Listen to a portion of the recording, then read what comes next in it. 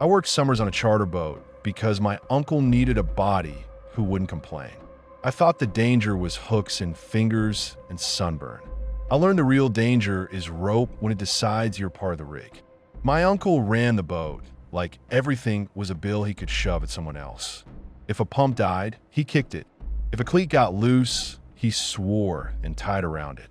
He treated me like spare hardware. Customers got the smiles, I got the chores. And if I pushed back, he'd start listing favors he'd done for my mom like I owed him my skin. That morning started bad and stayed that way. The bait well kept coughing. The radio sounded like it was chewing foil. One of the guys showed up late and still reeked of beer, and my uncle came at me anyway, snapping about coils on the deck and how I'd left shit everywhere. I had coiled every line twice, but he needed someone to punch at, so he picked me. I bit it down. I kept moving. That's what you do on a boat. You keep moving or you get in the way. We found fish and everybody went feral. My uncle swung us around like he was driving a shopping cart with a bad wheel. The clients crowded the stern, rods up, elbows out, talking loud over the engine. Lines dropped together. A reel screamed and somebody hooped, and immediately two other lines crossed like a knot forming in the air. Guys yelled. Someone reached in like he could separate moving line with bare hands. One of the regulars tried to save a snag and fed slack like an idiot. The kind of slack that turns a clean run into a loose loop on a deck full of feet. I was stepping over a tackle box to grab the net when the line brushed my boot. I noticed it, but I didn't respect it. I'd stepped over line 1,000 times. I lifted my foot to clear it, and that was the whole mistake. The line looped my ankle while I was mid-step. I felt it tighten once, almost gentle, and my brain still didn't believe it. Then the fish ran hard and the line went rigid like cable. My boot slid on fish slime and sunscreen. My shin cracked into the gunnel and I went down on my hip. Pain flashed up my leg and stole my voice for a second. I grabbed for the nearest cleat and my fingers slipped because everything was wet. I hooked the rail and got half my weight off the line, but it kept hauling my leg toward the side like it had its own brain. I yelled for someone to cut it. Nobody moved fast. They stared first. They always stare first. I saw faces turn in pieces, like their heads were heavy. I saw the client with the bent rod keep fighting because that's what he understood. Pull, reel win. My uncle barked at him to keep tension, like the fish mattered more than the human being attached to the other end. Somebody finally lunged at the line with a pocket knife and then hesitated because cutting a line on a charter is like cutting someone's paycheck. That hesitation cost me. The fish surged again and the loop cinched down hard, biting through sock and skin. My ankle felt like it was being crushed in a vise. I tried to yank my foot free and the line just tightened more. I caught a handful of someone's jacket and he jerked away, scared or selfish or both, and I lost it. The next pull flipped me. My hips rolled over the gunnel, and my body followed my trapped leg like a dumb trailer behind a truck. I went over the side. The cold hit my chest and shut my lungs down. I sucked in by reflex and got a mouthful of nasty lake water in panic.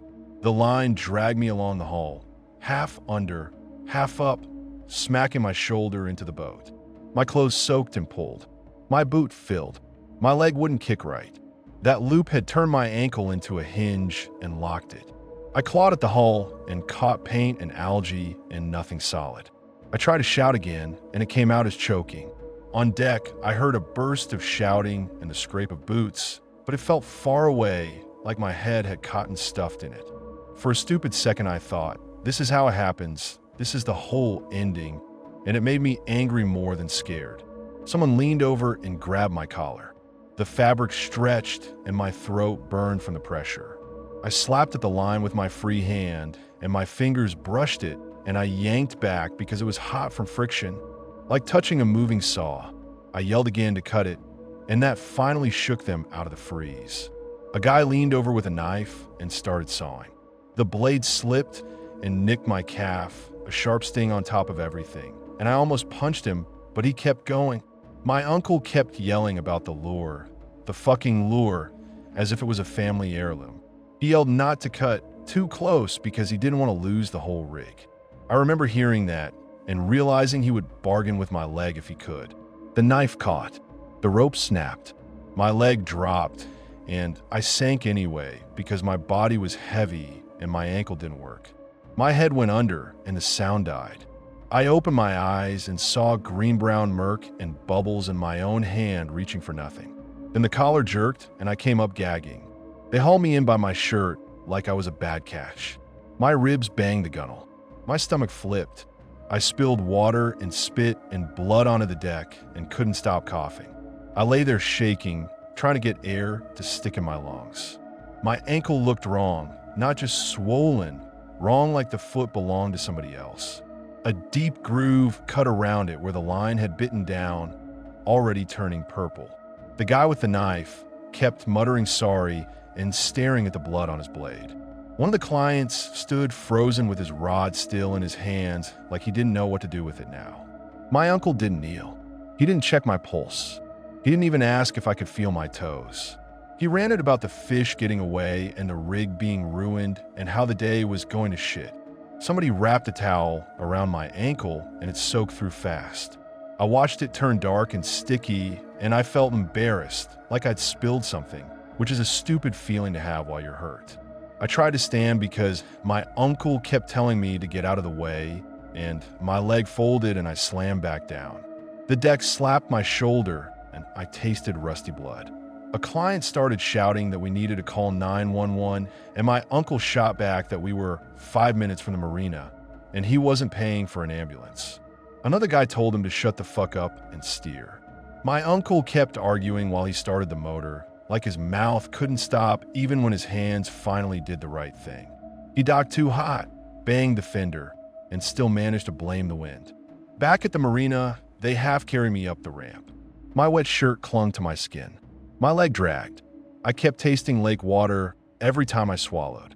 At urgent care, they cut my sock off and peeled it from the groove like they were unwrapping tape.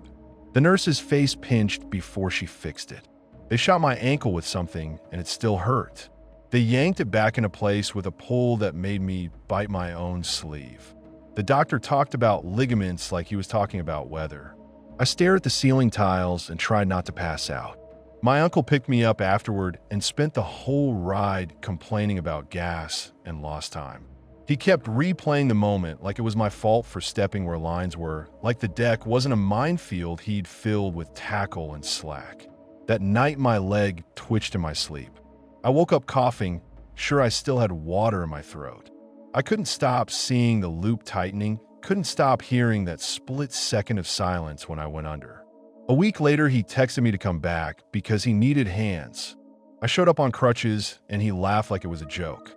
He pointed at a coil of line on the deck and told me to tidy it. My stomach rolled. My hand shook. I told him no. He called me a bitch, said I was soft, said he'd work through worse. I snapped and told him he'd rather lose me than lose a lure. He went red and started listing everything he'd ever done for my family, like that bought him the right to gamble with my life. I quit right there at the dock while he was still ranting. For months, I walked weird and pretended it was fine. The groove scar stayed, a pale ring that shows up when the light hits it. Every time I heard a real scream on a pier, my stomach clenched and my foot went numb like the line was back. I still flinch when I see a coil of line on a dock. I don't fish anymore. I watch ropes like they're snakes.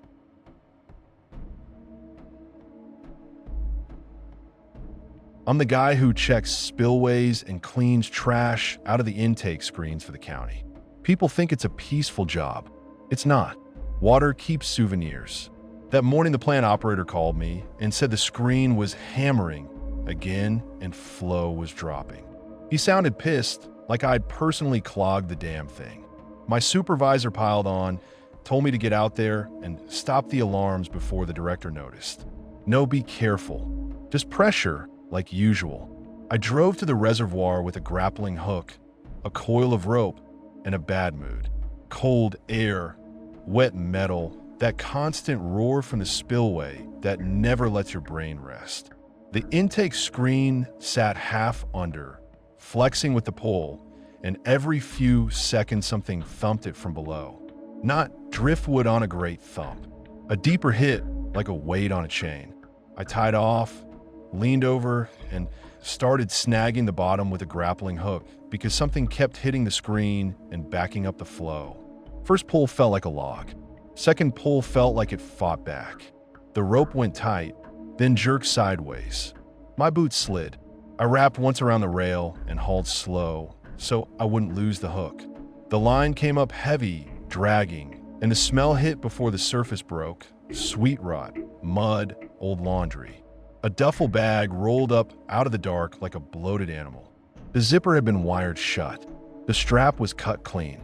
The fabric looked rubbed raw, like it had been dragged along rocks for days. I froze with my hands locked on the rope. I didn't open it. I don't pretend I'm brave. I stood there gagging, trying to swallow bile, trying to tell myself it was tools or somebody's dump or a bag of wet clothes. Then I saw the wire again, twisted through the zipper teeth like somebody didn't trust a simple lock. Then I noticed it wasn't alone. Another bag sat 10 feet away, tethered to the same chain. The chain ran between them, heavy links slick with algae, and it disappeared under the screen where the current stayed me. Somebody had anchored them on purpose, right where the intake would keep them pinned and nobody on the shoreline would ever see a thing. My heart started punching my ribs. I backed up, pulled my knife, and cut my rope. I didn't think. I just wanted distance. The hook sank, the slack hissed off the rail, and both bags slid down and vanished like the water had been waiting to take them back.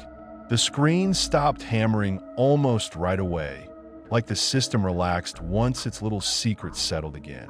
I radioed dispatch. My voice came out thin. I said I found 2 wire duffels chained near the intake. I said I wasn't touching shit and I wanted law enforcement out here now. Dispatch told me to step away from the water and wait by my truck. She didn't ask follow-ups. She didn't sound surprised. That made my stomach go cold. I walked back to my truck and tried to light a cigarette. My hand shook so bad I kept dropping it. I called my supervisor because I knew he'd hear about it and try to blame me. He answered with that "what now" tone. I told him what I saw. He went quiet, then snapped that I shouldn't have cut the line. Like I'd ruined his day, not uncovered something wired shut on county property. I told him I wasn't about to babysit a duffel that smelled like a morgue. He told me to shut my mouth and wait and stop freelancing. I waited almost 2 hours. No mark units, no sit-ins, just me, the roar, and that smell stuck in my nose even though the bags were gone. I kept checking the spillway like it would burp them back up. I kept rehearsing what I'd say if a detective showed. I kept trying not to imagine what was inside. Then a black SUV rolled in, slow, no lights. It parked like it owned the lot. 2 men got out in plain jackets and walked straight to the rail like they already knew the exact spot. No greeting. No, you the one who called. They didn't scan the water. They didn't even look confused. One of them clipped a winch line to the rail, fed it out, and the other guy leaned over and pointed down like he was guiding him to a familiar mark. I started toward them, and the taller guy turned and stared at my hands first, then my face. I said I was county, that I called it in. He didn't answer my questions. He told me flat to stay back. The other guy worked the winch, and the chain came up like it had never been lost. Bags surfaced one after the other, heavy and swelling, and the smell punched me again so hard my eyes watered. They hauled the chain up, loaded the bags, and told me it was evidence. I didn't need to talk about it. I asked what agency. The tall guy didn't say.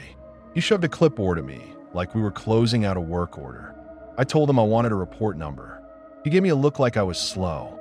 He said if I liked my job and liked going home without extra problems, I'd stop trying to be a hero. No gun, no shouting. Just that calm confidence that he could make my life hell without leaving a mark. I felt my face burn. I wanted to argue. I wanted to tell him he couldn't just remove God knows what from the intake and bully the worker who found it. But the way he stood there, relaxed, sure, made my mouth dry. I signed. My signature looked like I wrote it in an earthquake. They slammed the SUV shut and drove off. Still no marked units. A deputy finally arrived 10 minutes later, alone, casual, like he'd been sent to check a box. I told him what happened. He asked where the bags were. I said gone. He asked who took them. I said black SUV, 2 guys, plain jackets. His eyes flicked away like he didn't want to catch mine. He said he'd noted. I told him that was bullshit. He told me to calm down and go home. That's all he offered. Calm down. Go home. Like I'd reported a stray dog. I drove back with my jaw clenched so tight my teeth hurt. At a stoplight, I noticed a black SUV, a few cars back, just sitting there, no rush, keeping distance. I told myself it was coincidence, then it stayed with me for 2 turns. When I finally pulled into my neighborhood, it wasn't behind me anymore, and that somehow felt worse, like it could be anywhere and I'd never know. At home, my wife asked what was wrong. I told her I couldn't talk about it. She pushed anyway, because she's not stupid and because I looked like I'd been punched. "You snapped to her." She snapped back. We argued in the kitchen, sharp and ugly, until I realized I was dumping my fear on the one person who didn't deserve it. I shut up, washed my hands, and kept washing them. That night, I scrubbed my hands until they cracked because the smell stuck. I kept smelling it when I closed my eyes. I kept seeing that wire, that chain, the way the men moved like they'd done it before. Around midnight, my phone buzzed with an unknown number. I answered like an idiot. Nobody spoke. I heard breathing, maybe it was just line noise, then it clicked off. I sat there staring at my screen with soap still on my wrists. The next morning, I went back out because my supervisor demanded I finish the job. The intake screen ran clear like nothing had ever been there. Flow steady. No hammering. No trashpin. Just clean pull and moving water. I tried to do it the right way. I emailed my supervisor and copied safety. I asked for an incident number for my own record. He called me into his office and shut the door. He didn't yell. He just said I was making myself a liability and he didn't want to see my name in any emails again. I told him I wasn't taking the fall if something came back on us. He said nobody was asking me to take a fall and I should stop acting like the main character in some stupid story. That lit me up. I told him to stop talking to me like I was a kid and to stop pretending this was normal. He threatened to write up for insubordination. I asked for HR. HR told me, with a straight face, that external investigations weren't their lane and I should follow my chain of command. I called our union rep. He listened, went quiet, and then asked me if I had kids. When I said yes, he told me to be smart and let it go. That's when it really hit me. Nobody was confused. Nobody was shocked. Everybody just wanted the problem to stay underwater. For a week, I slept like shit. I checked my mirrors. I stopped taking my usual route home. I parked in different spots at work like that mattered. I kept a little notebook in my glove box and wrote down dates, times, who called, what they said, because I needed something solid when everything else felt slippery. One evening, I drove past the spillway after hours and saw fresh scrape marks on the access gate, like somebody had dragged equipment through there recently. The county lock was still intact, so either someone had a key or someone didn't need one. I sat in my truck with the engine off and listened to the water and felt my throat tighten. I didn't get out. I didn't take pictures. I just left because I finally understood what that warning look meant. I still drive past that spillway and feel my stomach turn because water doesn't make people disappear. People do. The water just helps.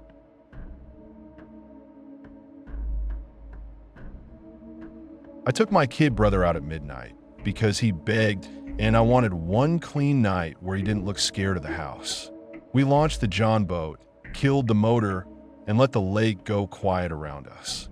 He'd been pacing all evening, jumping at every creek like the walls were keeping score.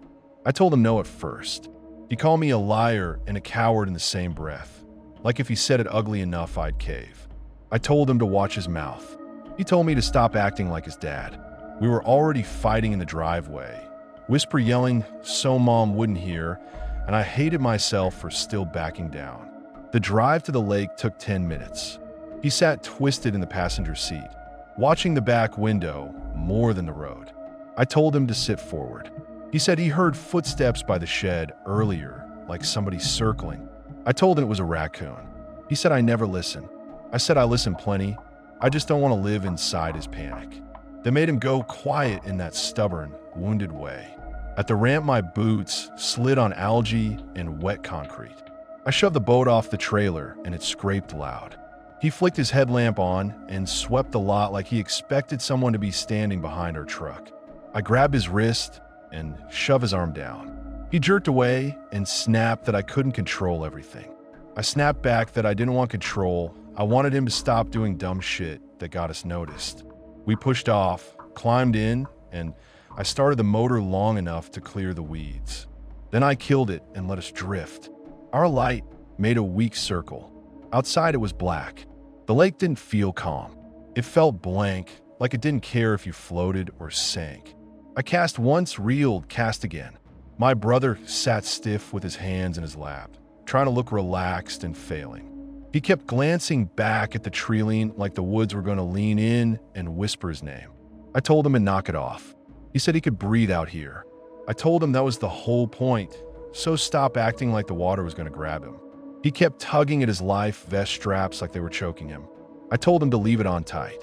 He rolled his eyes and did it anyway, because that's what he does when he's scared.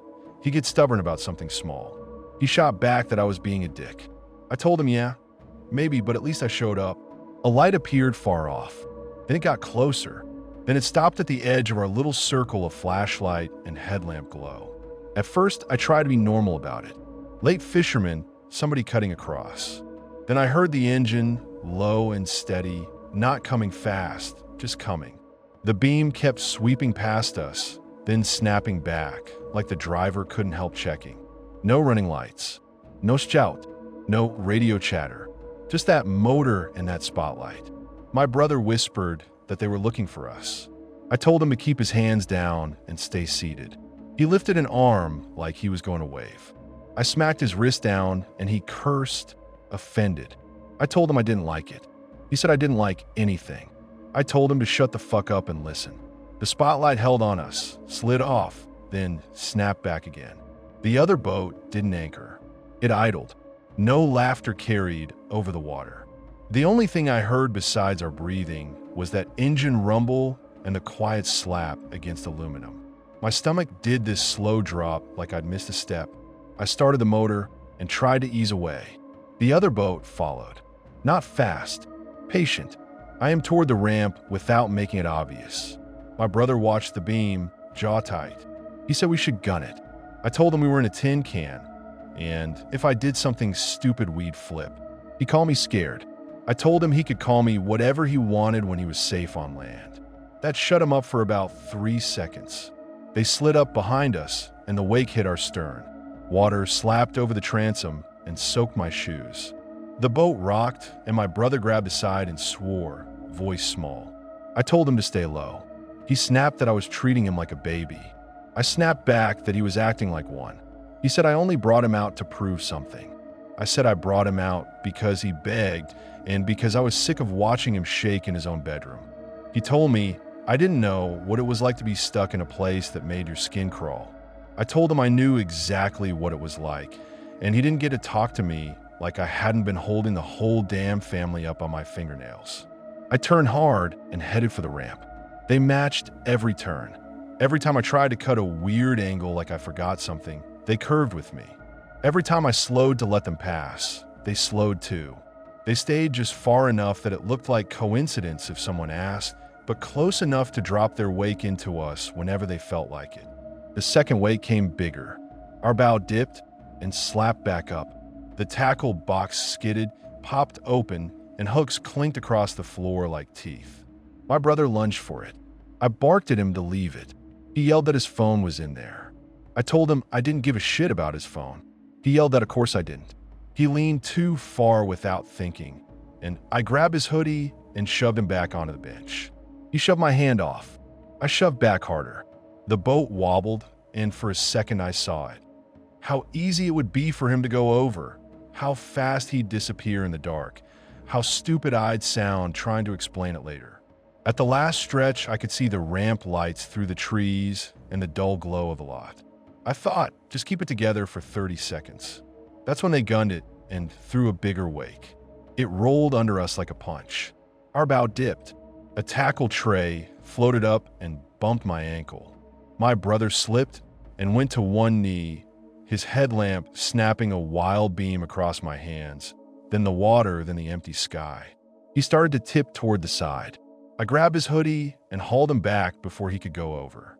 He cursed at me, embarrassed, and I cursed back because my heart was slamming and I needed him alive more than I needed him tough. The other boat finally pulled alongside. The spotlight hit our faces full blast. I couldn't see who was driving. I just saw the beam and heard laughing under it, muffled like it came from behind a scarf. That laugh hit me like a shove. It wasn't drunk happy. It was the sound people make when they know they've got you boxed in and they're enjoying how careful you're trying to be.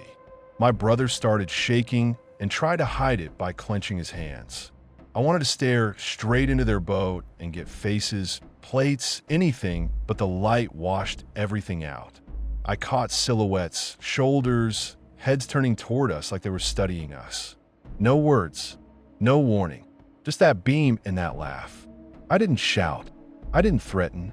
I didn't do anything heroic. I drove straight onto the ramp and scraped the boat bottom on concrete. I didn't care. The sound was awful, metal grinding on stone, and the boat jolted so hard my teeth clicked. I shoved the throttle until the bow climbed, then killed the motor and jumped out. Cold water hit my shins. The concrete felt slick under my feet like it wanted me to fall back into the lake. I grabbed my brother by the arm and yanked him out. He stumbled, almost went down, and I dragged him anyway. He tried to twist to look back, and I jerked him forward hard enough that he swore at me. I told him not to look, not to say anything, just move. He tried to yank his arm free, and I almost lost it right there. Hissed at him that if he fought me again, I'd drop him and let him swim. We ran to the parking lot lights. Gravel bit through my soles. My lungs burned. My brother made this broken wheeze like he couldn't get enough air, and I kept hauling him because stopping felt like giving him time. Under the lamps, I finally let go, and he doubled over, hands on his knees, spitting and coughing like his body was trying to get rid of the night. I fumbled my keys and dropped them. I snatched them up with shaking fingers and hit the unlock button too many times. I shoved him toward the truck and told him to get in. He said we should call 911. I said for what? For a boat with a light being creepy. He said they almost knocked him in. I said get in first, argue later. He started crying and got mad at himself for it, wiping his face hard like he could erase it. I tried to sound calm and it came out sharp. He snapped that I was making it worse. I snapped that he didn't get to blame me for someone else being sick in the head. He slammed the door and stared straight ahead like he hated me, and maybe he did for a minute. I looked over the water and tried to tell myself it was over, that they'd peel off and go bother someone else. My brother kept peeking through the windshield like he expected the light to hit us again. I told him to keep his head down. He said he hated me for bringing him. I told him I hated me too, and I meant it because I'd wanted one clean night and I'd handed him another reason to be scared. When I looked back, their boat sat in the dark water, engine off, just drifting, like they'd gotten what they wanted, proof they could push us around whenever they felt like it.